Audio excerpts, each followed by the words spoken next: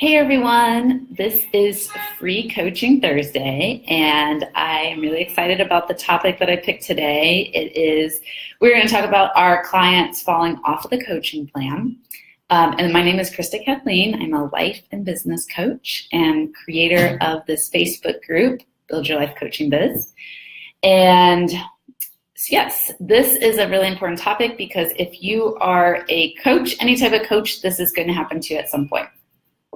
It is unavoidable, and I haven't met a coach yet that this hasn't happened to. And if it hasn't happened to you, it just may mean that you haven't been coaching long enough, or maybe not enough people yet. So let's talk about it. And I think it's better to be prepared and know what to do and what to expect, because like we said, it will happen.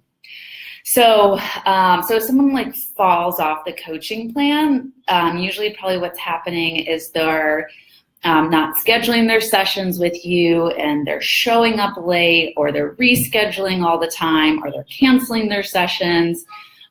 They're basically just letting resistance and fear take over. They're not sticking with their plan that they agreed upon. And so the first thing is they're not coachable.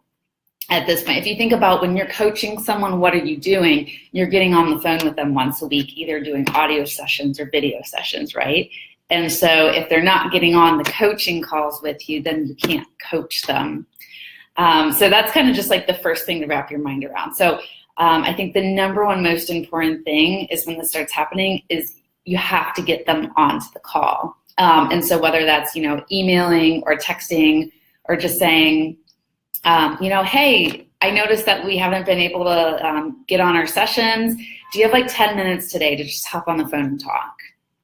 Right? You need to be able to have that face-to-face conversation in some capacity. And then the conversation needs to be direct. I know for women and myself, it's really easy to skirt around topics, and it's hard to have direct conversations, but you have to just do it. That's what coaching is about, it's standing for the higher good for your client, and it's about being direct and doing that tough love, and they need that.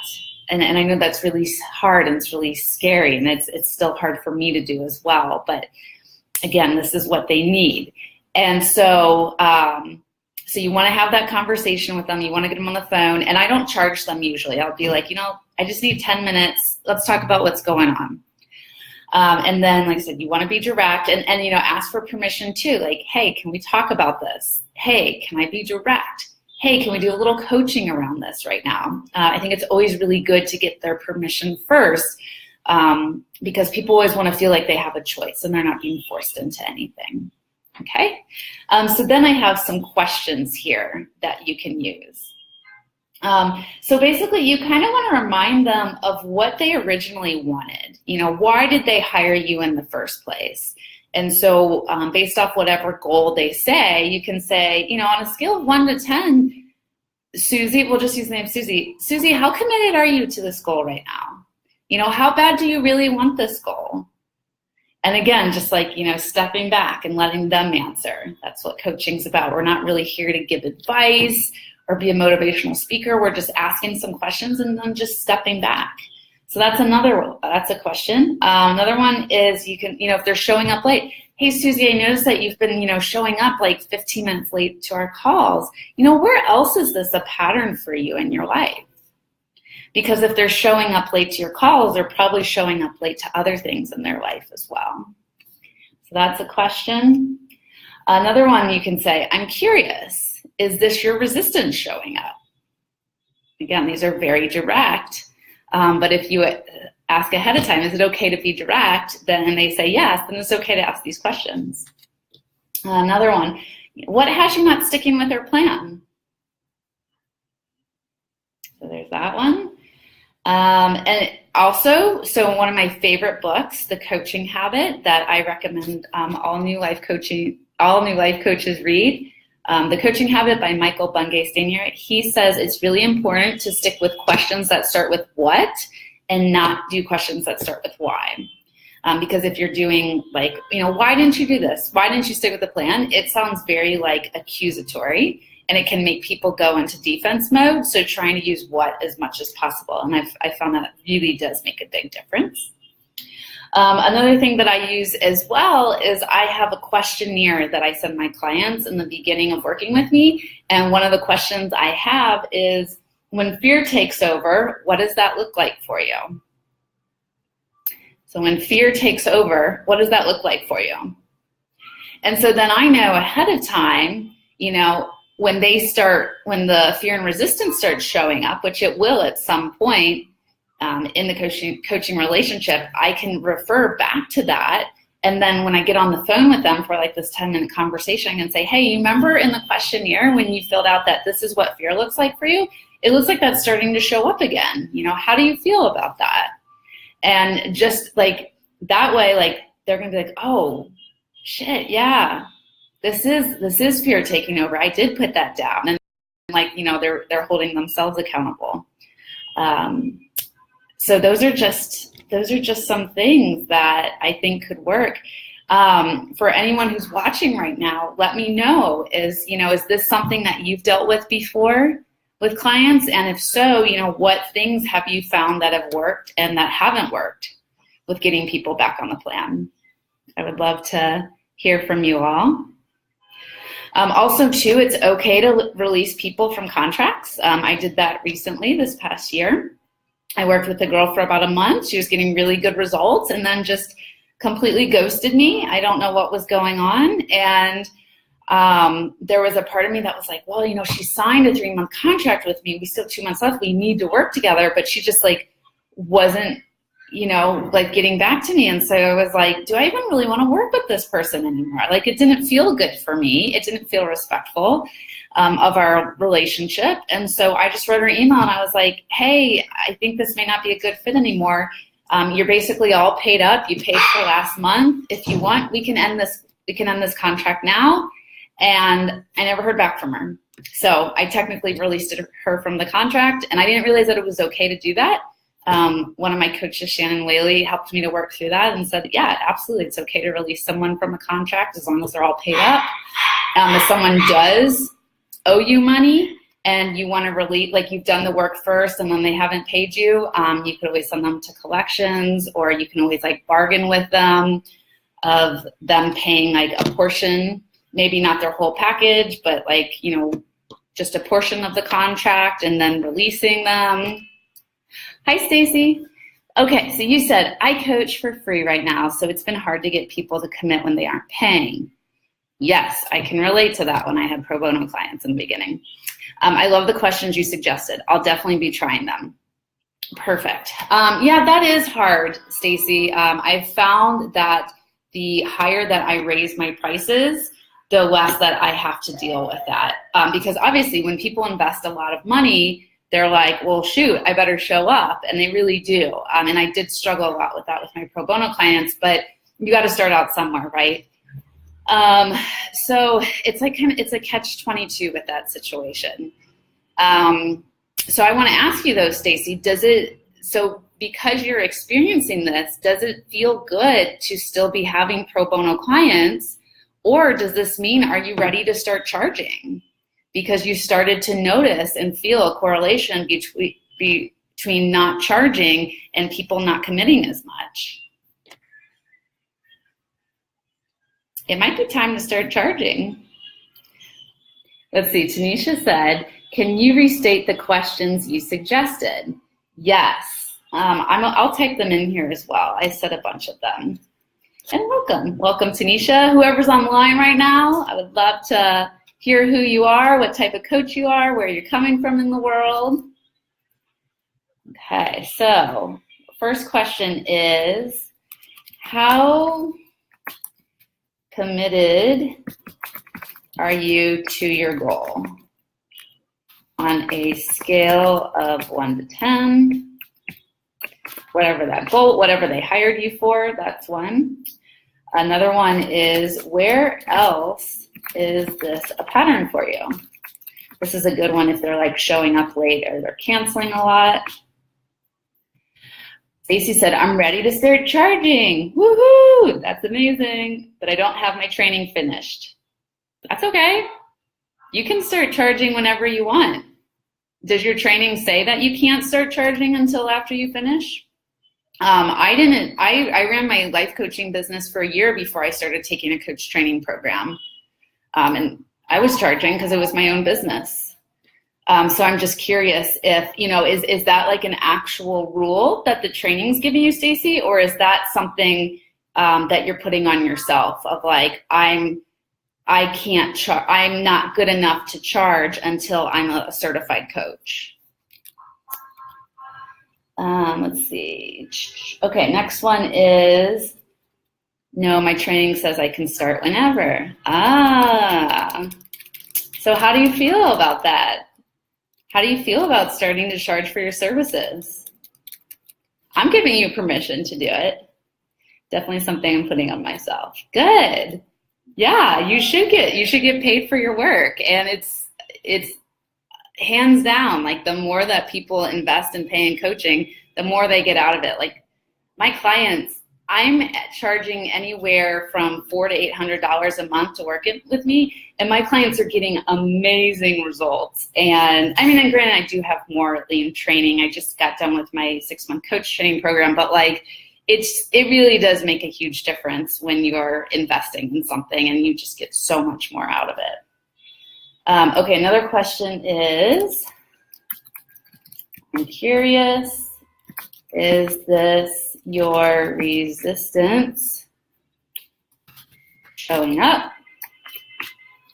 Tanisha said, what is a good rate for new coaches? So that could be different for everyone, Tanisha, based off their background and experiences.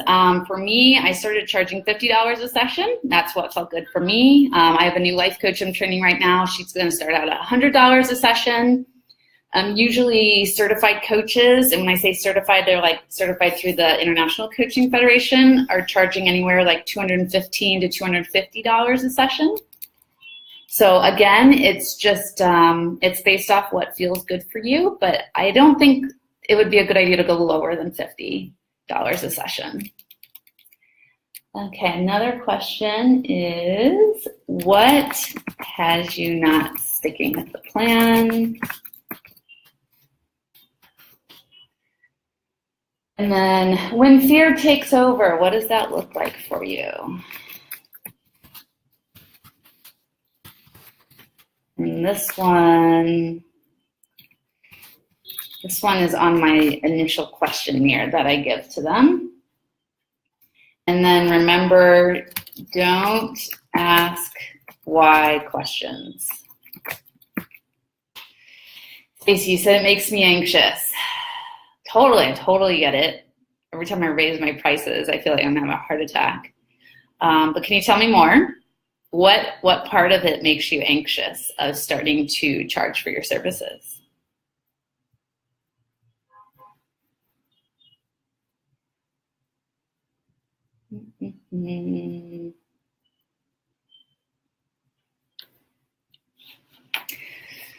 Oh, Facebook Live needs to make this process quicker.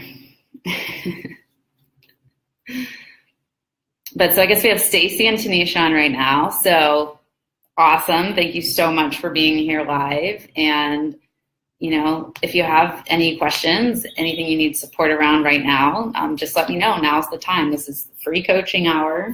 Well, I don't usually do this for a whole hour, but yeah, type away. I love supporting new coaches. Stacy said, I think it's the feeling of why should I feel like I'm qualified? Okay, I had a feeling that's probably what was going on. That's what happens for all of us. It's what happened for me myself. I love coaching so much to where I would do it for free all day long. So I was like, why would someone pay me to do this? But I think, just really remembering that this is a skill. This is a professional skill. I always think back to I was labor and delivery nurse for 5 years, and I would have never worked a shift on the hospital without getting paid, ever. That would have never crossed my mind. So why would I apply that to coaching? Why would I think it's okay to show up for my shift and not get paid? So you're very qualified. It sounds like you're in a program right now, and I say go for it, right? You need to practice receiving money and asking for money And, there's, like I said, there's no rules that's saying you can't do that at this point. And it's going to feel weird. It's going to feel uncomfortable. I totally get that. It's a skill. It's a skill that we need to practice. And just believing in ourselves and believing that, what we're offering is really valuable. I remember at first that I was like, I'm just sitting here and listening to people. Like, how is this valuable? But it is. It's so valuable of like just being present and listening and asking the right questions and, helping people get breakthroughs is just, it's life-changing. And it really is hard to put a price on that at the end of the day, because these are tools that you're giving to people that they can use for the rest of their life, that is increasing the quality of their life. So just really being in touch with why you're doing what you're doing and how it's so valuable. If you don't feel like it's valuable, nobody else is going to feel like it's valuable. Like, your clients are going off of your energy and, your confidence. And so you really got to convince yourself first that this is a valuable service that changes people's lives. Yeah, I have a lot of hangups around money that are holding me back. And you're right. I think it's time to set up an official work schedule and put it out there. Absolutely, Stacy. Absolutely. And, thank you just showing up so authentic here today as well. And, just having a conversation around this. I really appreciate it. And I know there's a lot of people who'll be watching this video that need to hear these things as well. We all go through the same things as new coaches. I don't think anyone skips over this step. I think, even you look at coaches that have been doing this for years, they all started somewhere. We all go through this. We all have money fears. We all have money stories. We all have limiting beliefs. We all feel like we're not good enough. Why would someone want to pay me? Or why would someone want to hire me? Like, it's just running a coaching business brings up all of your fears and all of your insecurities to the surface. And I think that's the hardest part of running this business at the end of the day. It's not even like all the other stuff. It's the really having to get in touch with all these fears. So you all are not alone, I promise, okay? And it's just gonna feel messy. It's gonna feel messy as fuck in the beginning. And that's how it has to be. And then you just keep doing it and you keep doing it and you make mistakes and you keep practicing and you keep coaching. And then that's how you get better. And I just think of it as like basketball practice. If you want to get better at basketball, you go to basketball practice. You want to get better at coaching, you just coach the shit out of as many people as you can. And you keep charging until it feels comfortable. And it will get comfortable. But again, you got to practice. It's a skill. All right. Any other last minute questions from anyone that's watching right now? Hi, Stephanie. Thanks for being here. What was the good point? What did you like the best out of what I just said? I feel like I just said a lot. Which one? What was your favorite point?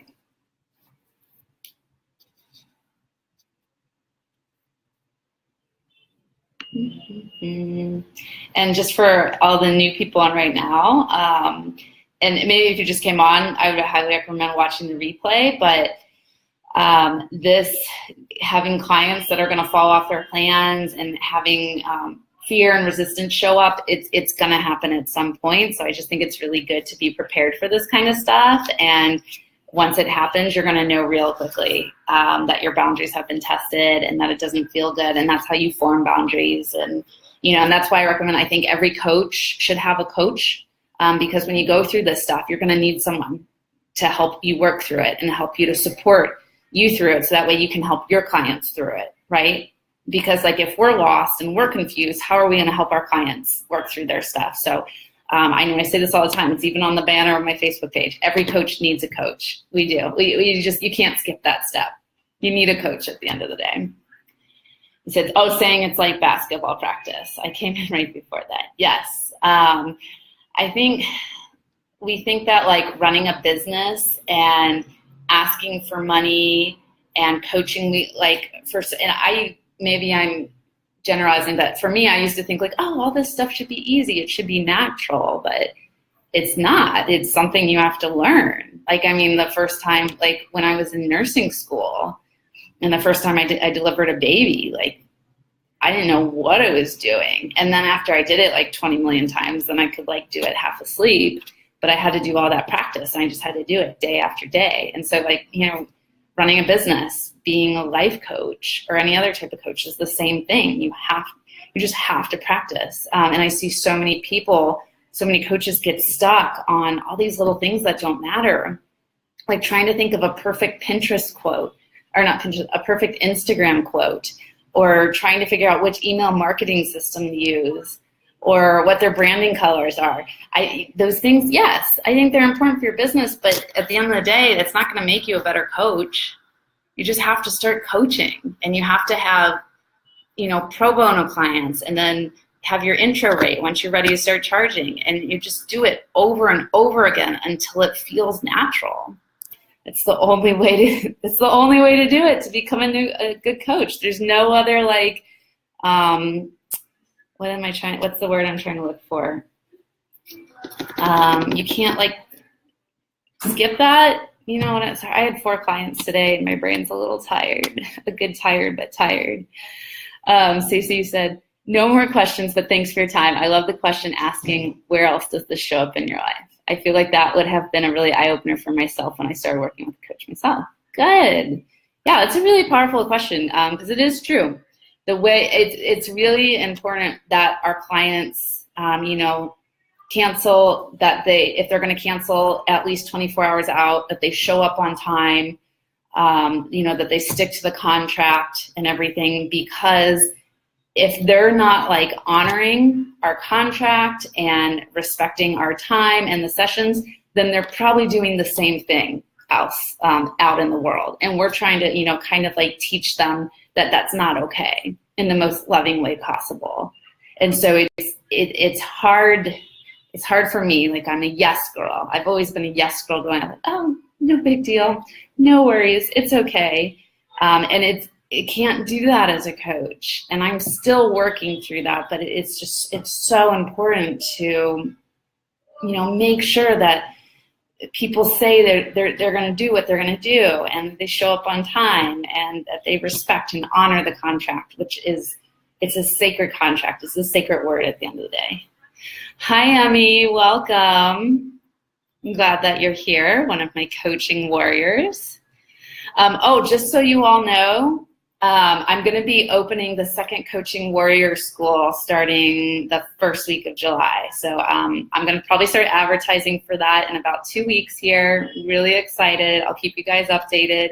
I'm going to have 6 more spots for new life coaches who are ready to just fucking crush it and start, you know, increasing your rates and getting your coaching programs out there, and to just like really move your coaching business forward and become a serious coach. And I'm running the first program right now. Emmy's in it, and it's so fun. It's so amazing. And I look forward to every Monday night. It's so much fun. So, but I need to go. But thank you so much, Stacy and Tanisha and Nicole and Stephanie. Emmy, I would highly recommend watching this replay. Oh, it's been a great program. I'm so happy you've been a part of it. You've been amazing. And yeah, I hope you all enjoy the rest of your Thursday night, and I will see you in the group. Bye.